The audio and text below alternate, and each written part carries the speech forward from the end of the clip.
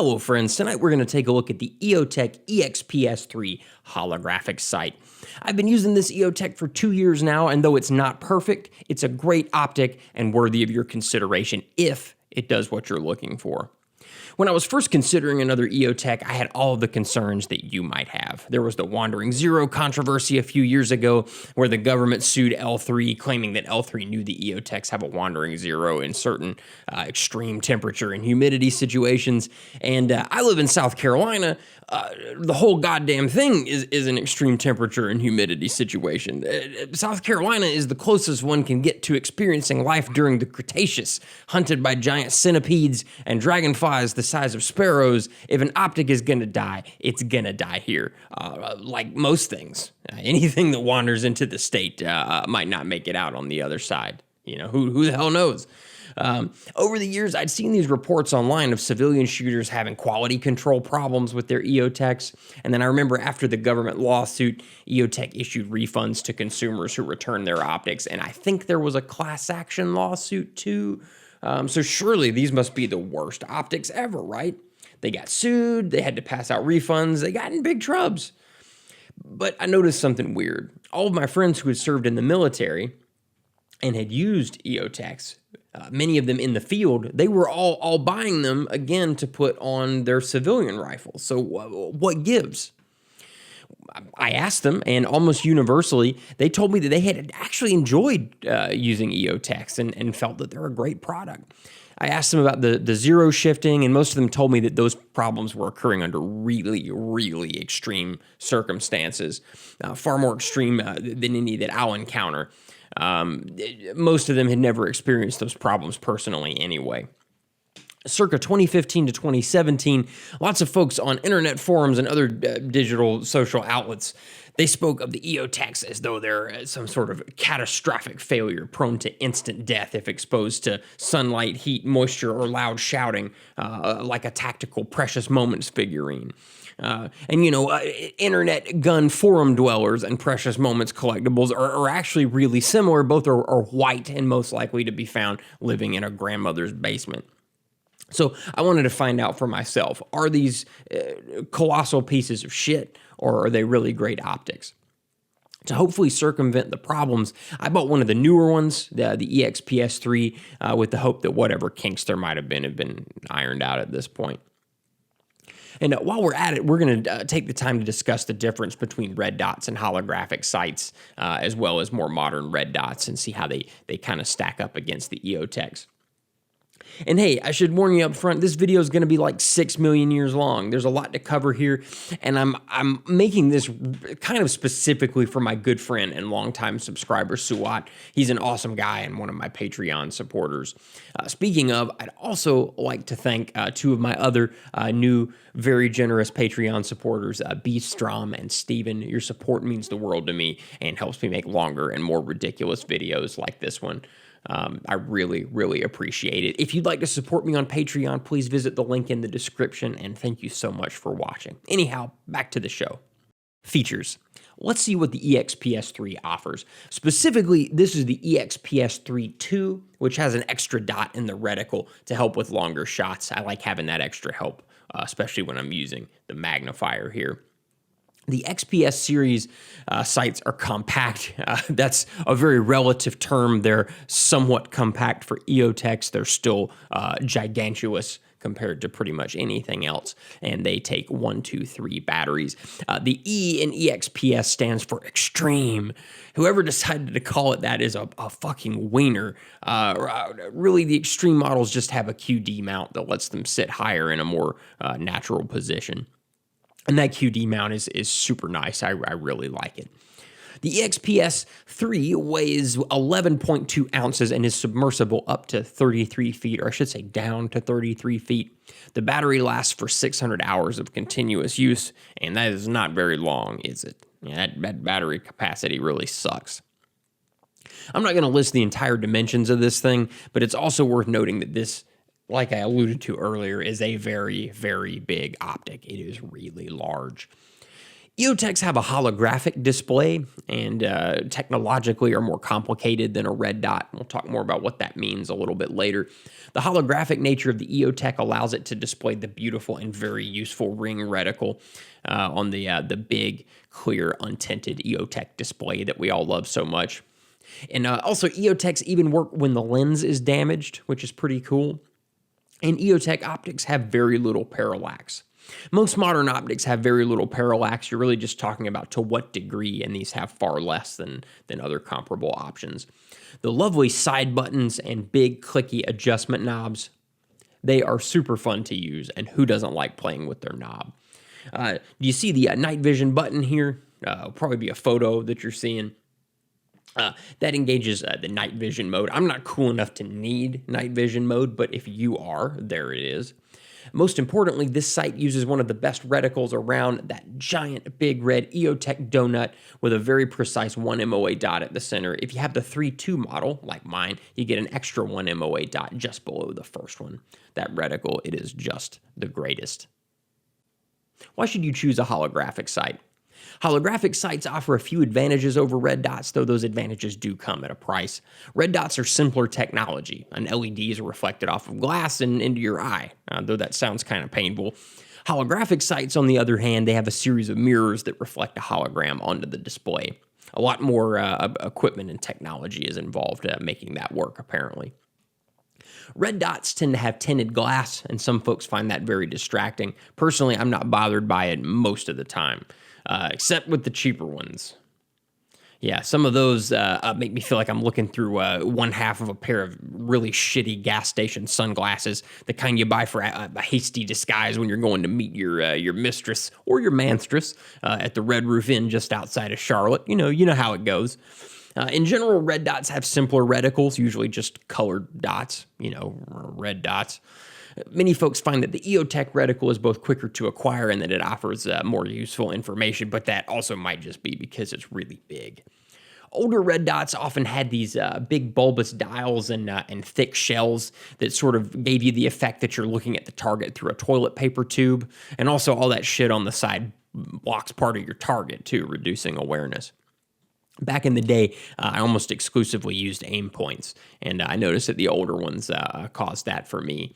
The ring around the image through the tube, it seemed to almost separate me from my awareness of the target. I noticed the Comp M3 and the T1, depending on where it was mounted, were probably the worst for me personally. The EOTech's border, though, around the glass doesn't cover very much of the target, and it helps me to feel a lot more aware of my surroundings, and I feel more in touch with the shot when I take it too. I know that kind of sounds like metaphysical horseshit, but just try one and you'll hopefully see what I mean. Also, I'm left eye dominant, and I have an astigmatism, though I shoot right-handed. And I've noticed that if an optic has very little border around the glass, I have no issue using it whatsoever, other than a little bit of smearing in the center dot. And this is a little more apparent with red dots than holographic sights. The holographic ones just don't seem to cause as much of an issue, but it's never been a catastrophe either way. But with the thicker tubes like the Aimpoint T1, especially if I have them further up on the gun, where the thicker tube is contrasted with the smaller glass, the dominance of my left eye becomes a problem. I have trouble focusing both eyes, and the target goes in and out of focus. I can only guess that my dominant eye, clad in assless chaps, is tying up my submissive eye for an ass whooping, and the right eye has definitely misplaced the safe word. It does not work nearly as well. With the EOTech, there are no such problems. I have a clear picture from both eyes. The left provides a clear picture of the target, and the right provides a crisp view of the reticle. It works. Holographic sights also offer an advantage when using a magnifier, as I am here. When you magnify a red dot, the size of the dot increases, and it also increases relative to the size of the target. So if you place the dot, let's say, on a banana that is some feet away, the dot might cover the center of the banana. If you magnify the dot might cover the entire banana, completely obscuring your view, rendering you unable to visually confirm if the banana is engaging in terrorist activity. When you magnify the EOTech reticle, The reticle is enlarged proportionally to the target, meaning that if you have the reticle on the terrorist banana covering only the center, when you add magnification, the reticle will still only be covering the center of the banana, only you will now have a better view of both the reticle and the activities of the banana. Everybody benefits. If you break the screen of the EOTech, as long as there's still an unbroken part of the window, you can use the reticle. Red dots need the glass to reflect the dot into your eye, so glass breakages can render the sight unusable. I mentioned earlier that holographic sights have some trade-offs. The EOTech's advanced technology requires a larger optic in general, or so they say. I would think that after all these years, they could make that slightly smaller than it is. But compared to a modern micro red dot, the EXPS is fucking massive and weighs almost 3 times as much as something like the Trijicon MRO. EOTechs are very big, like fat tactical bricks that you stick on your gun, and that holographic technology also eats batteries. In much the same way that I would have assumed they could shrink the technology, I would have thought they could have figured out the battery situation after all these years too. Red dots have battery life measured in years, while the EXPS3 gives you about 600 hours of continuous use. Thank Christ it remembers to shut itself off after 4 hours, whereas with my red dots, I just leave them on all the time. Up to this point, I've been comparing the EOTechs to older red dots for the most part. Things change a bit when you put it next to newer options like the MRO, which is my favoriteest red dot ever. New red dots, especially that MRO, they have smaller tubes and less junk on the sides blocking your view. On the MRO, you know, all the junk's on top of it, getting it out of your way.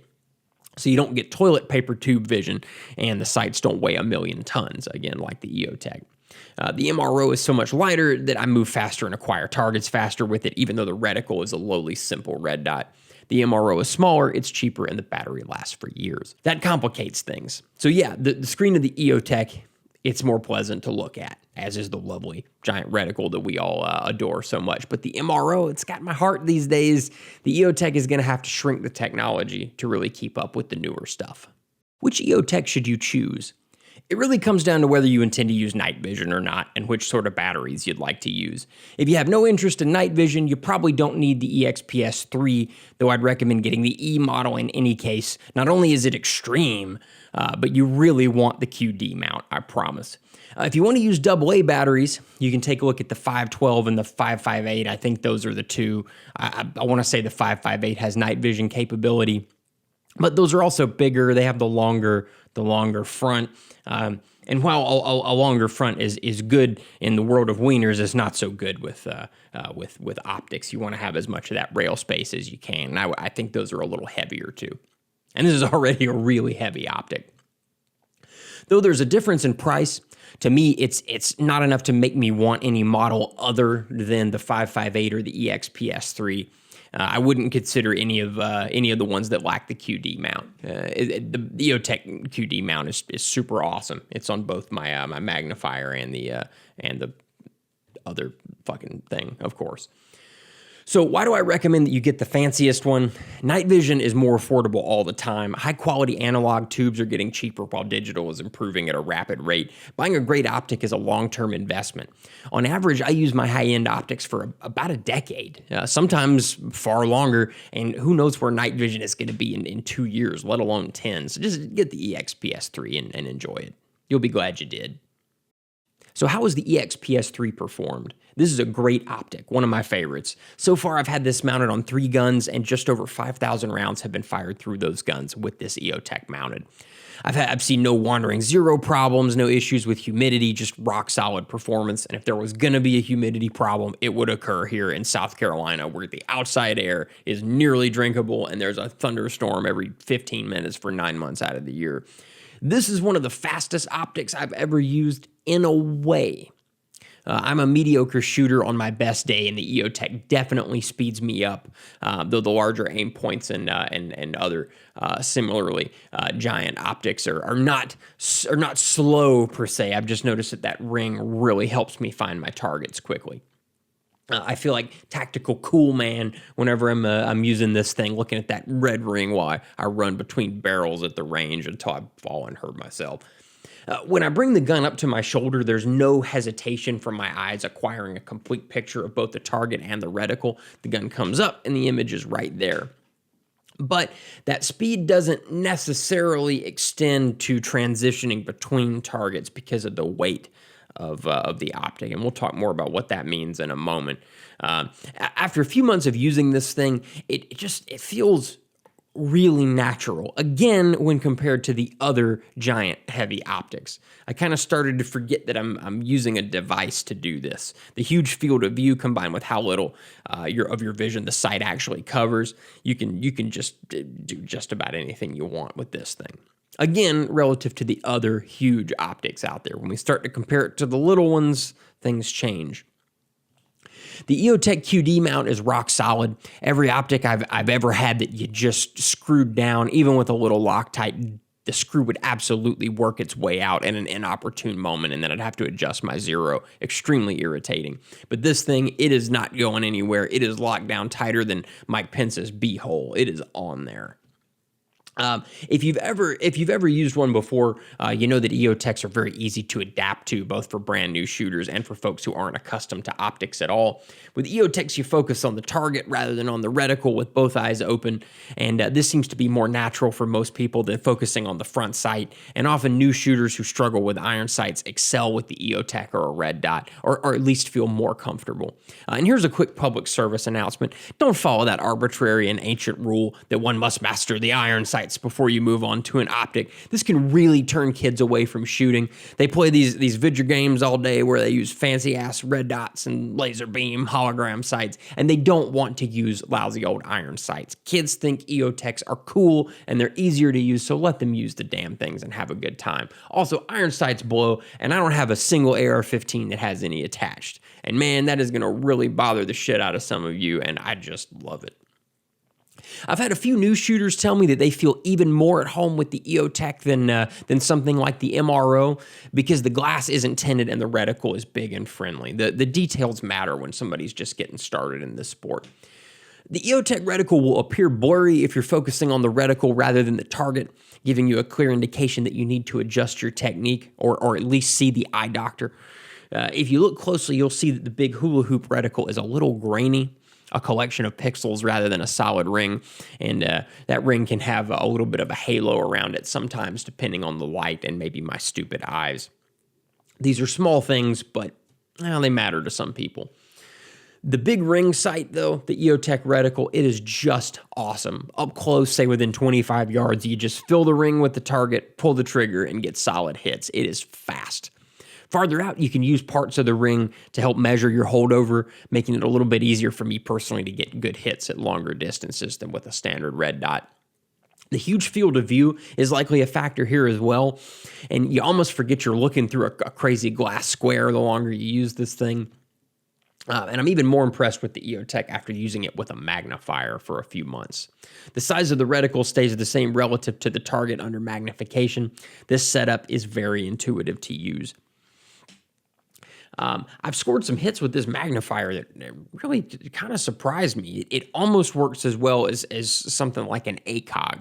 I say almost, but not quite. There's no substitute for a real ACOG. And this would also be the fucking heaviest ACOG ever. So there had to be some cons, right? Here's where we get into that. Speaking of the weight, that is the worst part of the EOTech, and it has really bugged me long term. The sheer obesity of this optic is the only reason that you don't see them on every AR-15 that I own. In the last 2 years, I've been moving to lighter and lighter AR builds, whether I'm putting together a rifle or a pistol. Most of these guns for me now are about 5.5 pounds at most. None of them are heavier than 6 pounds, and hopefully I keep most of them under 5.5. So adding an 11.2 ounce brick to the top of a sprightly and svelte 5.5 pound pencil barrel carbine drastically changes the feeling of such a gun, and not for the better, canceling out some of those speed gains. Suddenly, my carbine feels like it has exclusively consumed Cheetos and tacos made of Doritos for the last few months and can't quite pry itself up off the couch cushions, let alone transition between targets quickly. The EOTech still reigns supreme for raw target acquisition speed, but when moving from target to target, there's a lot of fat-ass inertia to overcome swinging that once trim rifle around. And it gets so much worse when you add the magnifier, a fat tub of lard that happens to weigh exactly the same amount as the fucking original optic. That much weight makes the EOTech feel like it's from a bygone era when AR-15s weighed 11 pounds at the bare minimum because men were men and lifted Toyota trucks in the gym parking lot after shooting steroids and drinking pig's blood laced with steroids. And 511 pants were the only pants in those days. Luckily, that era has passed, and AR-15s under 6 pounds are back in vogue along with lumberjack beards and non-511 pants. With the popularity of micro red dots, the EOTechs really do feel a little bit antiquated. But trends aside, the benefits of something like the MRO are just reflected in my raw numbers. My eyes might lock onto the target faster with the EOTech, and I might have a great view of my surroundings, but I'm not getting the shots off as fast as I fight the weight of the gun. The same carbine in the MRO moves like the wind. Yeah, more than making up for any disadvantages that the smaller red dot might have. I feel a lot more confident with the MRO. What would I change about the EOTech? EOTech simply must get smaller. For the company to not only survive, but to thrive in the long term, we need them to make smaller holographic optics. Micro red dots get better all the time, and they'll soon pass EOTechs in just about every metric that you can measure. EOTech still holds some serious market share because the folks protecting our country like them so much, but that's not enough to sustain a product forever. We need holographic optics that weigh 6 ounces or less with the mount. The benefits of a sight that small would mean that they'd sell like crazy. They wouldn't be able to make them fast enough. But EOTech, they've gotten stagnant. They've been making the same product for a decade and a half. Red dots haven't exactly changed a ton in the same time period, but they've gotten much, much smaller, and folks care about that a lot, myself included.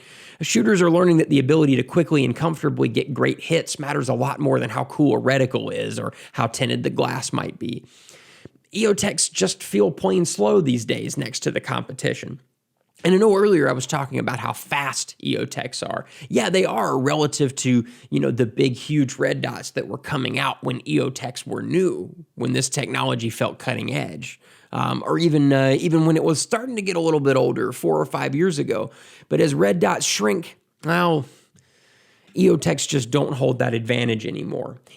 Yes, you can acquire targets very quickly with that giant reticle. But again, next time you take your EOTech out, try and swing it from target to target, and you'll notice it's dragging ass. So what about battery life? Yes, the EOTech's battery life fucking blows next to aim points and MROs and Holosuns and whatever. But the battery life matters a lot less than the weight. Holographic sights offer great benefits, and if the trade-off is having to swap the battery every 2 or 3 months, I'm fine with that, and I'd imagine that a lot of you are too. But it's harder to live with a colossal cinder block of an optic that sits strapped to the top of your gun like one of those heavy and tremendously lousy car TVs from the late 90s that you'd strap to the back of a minivan seat to keep your offspring from slaying and then devouring one another on the way to Myrtle Beach. Right now, the EOTech feels like it's a generation behind, and we optics enthusiasts very much want this classic to join the modern world. Final thoughts. It probably seems like I shit all over EOTech there at the end, right? If that's how I really feel about it, why praise it at the start and then tear it down so brutally? And why do I have so much EOTech stuff? Because even with the problems, this is still one of the greatest optics ever built, and we, the consumers, are going to have to push the development of EOTech forward. If the company thinks that we're completely happy, why would they spend millions of Disney bucks on R&D? And mostly we are happy. If you talk to EOTech owners, most of us adore them, and rightfully so. I listed the benefits of these sights, and it's not a short list, is it? But there is definitely room for improvement. Lastly, I want to talk about that special je ne sais quoi that certain gun products have, and these certainly have that quality. Simply put, using an EOTech is fucking fun. There's something really satisfying about swinging the gun around, bulbous, heavy EOTech protrusions and all, getting the target in that big red ring and pulling the trigger a few times. It's just fun. It feels good. Shooting is fun, right? Shooting is really fun, actually, and EOTechs definitely enhance that. The Optic is a worthwhile product for that reason alone, and I don't plan to take any of mine off in the foreseeable future. So there is the longest video ever. Thank you for watching, and I hope you enjoyed it. I hope you all have a wonderful evening, and I'll talk to you soon. Good night.